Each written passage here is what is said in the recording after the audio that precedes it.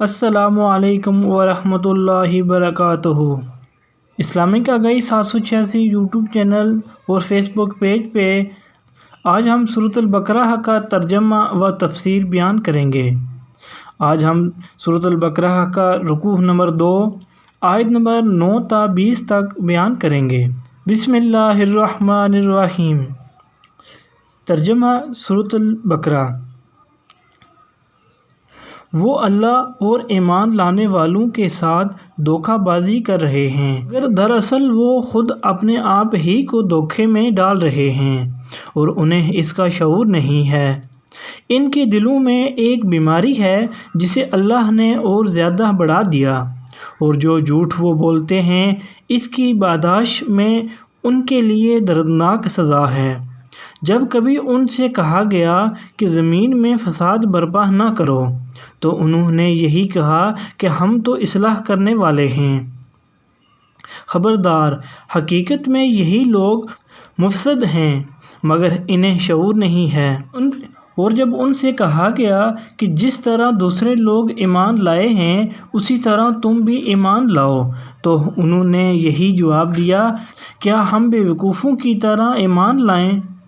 خبردار، حقیقت میں تو یہ خود بے وقوف ہیں مگر یہ جانتے نہیں ہیں۔ جب یہ اہل ایمان سے ملتے ہیں تو کہتے ہیں کہ ہم ایمان لائے ہیں، اور جب علیحدگی میں اپنے شیطانوں سے ملتے ہیں تو کہتے ہیں کہ اصل میں تو ہم تمہارے ساتھ ہیں اور ان لوگوں سے محض مذاق کر رہے ہیں۔ اللہ ان سے مذاق کر رہا ہے، وہ ان کی رسی دراز کیے جاتا ہے اور یہ اپنی سرکشی میں اندھوں کی طرح بھٹکتے چلے جاتے ہیں۔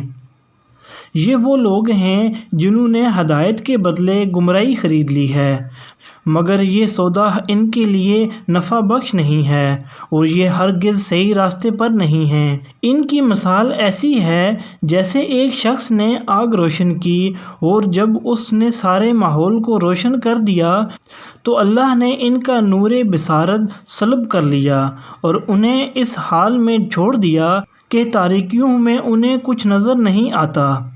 یہ بہرے ہیں، گونگے ہیں، اندھے ہیں، یہ اب نہ پلٹیں گے۔ یا پھر ان کی مثال یوں سمجھو کہ آسمان سے زور کی بارش ہو رہی ہے اور اس کے ساتھ اندھیری گٹا اور کڑک اور چمک بھی ہے۔ یہ بجلی کے کڑاکے سن کر اپنی جانوں کے خوف سے کانوں میں انگلیاں ٹھونسے لیتے ہیں، اور اللہ ان منکرین حق کو ہر طرف سے گھیرے میں لیے ہوئے ہے۔ چمک سے ان کی حالت یہ ہو رہی ہے کہ گویا عنقریب بجلی ان کی بصارت اچک لے جائے گی۔ جب ذرا کچھ روشنی انہیں محسوس ہوتی ہے تو اس میں کچھ دور چل لیتے ہیں، اور جب ان پر اندھیرا چھا جاتا ہے تو کھڑے ہو جاتے ہیں۔ اللہ چاہتا تو ان کی سماعت اور بصارت بالکل ہی سلب کر لیتا، یقیناً وہ ہر چیز پر قادر ہے۔ یہ تھا سورۃ البقرہ کے دوسرے رکوع کا ترجمہ۔ اب سورۃ البقرہ کے دوسرے رکوع کی تفسیر۔ یعنی وہ اپنے آپ کو اس غلط فہمی میں مبتلا کر رہے ہیں کہ ان کی یہ منافقانہ روش ان کے لیے مفید ہوگی، حالانکہ دراصل یہ ان کو دنیا میں بھی نقصان پہنچائے گی اور آخرت میں بھی۔ دنیا میں ایک منافق چند روز کے لیے تو لوگوں کو دھوکہ دے سکتا ہے مگر ہمیشہ اس کا دھوکہ نہیں چل سکتا۔ آخر کار اس کی منافقت کا راز فاش ہو کر رہتا ہے اور پھر معاشرے میں اس کی کوئی ساکھ باقی نہیں رہتی۔ رہی آخرت تو وہاں ایمان کا زبانی دعویٰ کوئی قیمت نہیں رکھتا اگر عمل اس کے خلاف ہو۔ 12 بیماری سے مراد منافقت کی بیماری ہے، اور اللہ کے اس بیماری میں اضافہ کرنے کا مطلب یہ ہے کہ وہ منافقین کو ان کے نفاق کی سزا فوراً نہیں دیتا بلکہ انہیں ڈیل دیتا ہے، اور اس ڈیل کا نتیجہ یہ ہوتا ہے کہ منافق لوگ اپنی چالوں کو بظاہر کامیاب ہوتے دیکھ کر اور زیادہ مکمل منافق بنتے چلے جاتے ہیں۔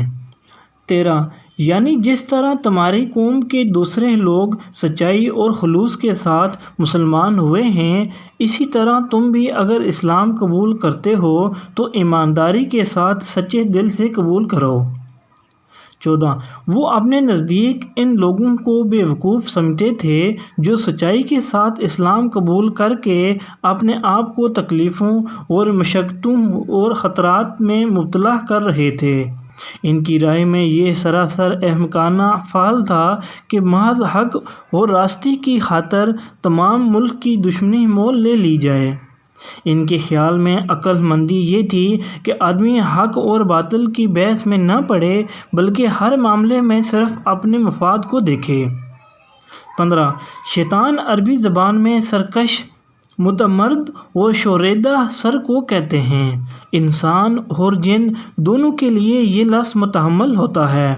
اگرچہ قرآن میں یہ لفظ زیادہ تر شیطانی جن کے لیے آیا ہے، لیکن بعض مقامات پر شیطان صفت انسانوں کے لیے بھی استعمال کیا گیا ہے، اور سیاق و سباق سے بآسانی معلوم ہو جاتا ہے کہ کہاں شیطان سے انسان مراد ہیں اور کہاں جن۔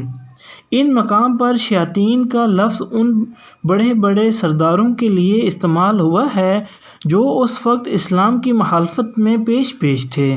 16 مطلب یہ ہے کہ جب ایک اللہ کے بندے نے روشنی پھیلائی اور حق کو باطل سے، صحیح کو غلط سے، راہ راست کو گمراہوں سے چھانٹ کر بالکل نمایاں کر دیا، تو جو لوگ دیدہ بینا رکھتے تھے ان پر تو ساری حقیقتیں روشن ہو گئیں، مگر یہ منافق جو نفس پرستی میں اندھے ہو رہے تھے ان کو اس روشنی میں کچھ نظر نہ آیا۔ اللہ نے نور بصارت سلب کر لیا کہ الفاظ سے کسی کو یہ غلط فہمی نہ ہو کہ ان کے تاریکی میں بھٹکنے کی ذمہ داری خود ان پر نہیں ہے۔ اللہ نور بصارت اسی کا سلب کرتا ہے جو خود حق کا طالب نہیں ہوتا، خود ہدایت کے بجائے گمراہی کو اپنے لیے پسند کرتا ہے، خود صداقت کا روشن چہرہ نہیں دیکھنا چاہتا۔ جب انہوں نے نور حق سے منہ پھیر کر ظلمت باطل ہی میں بھٹکنا چاہا تو اللہ نے انہیں اسی کی توفیق عطا فرما دی۔ 17 حق بات سننے کے لیے بہرے، حق گوئی کے لیے گونگے، حق بینی کے لیے اندھے۔